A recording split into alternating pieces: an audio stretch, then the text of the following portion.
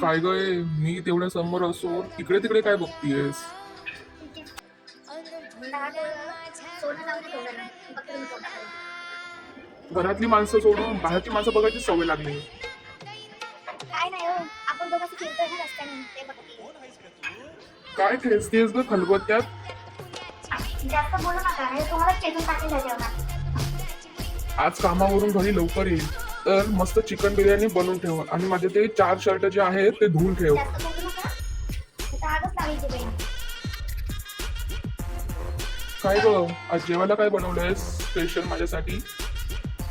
बनवलं काहीतरी, हाय ते गप्प गिळा, मला फेकूनच सगळं देते. काय दिवसभर नुसते काम करते, ये जरा काय बस. नाही काय? अगं जरा बस बाजूला, आराम कर.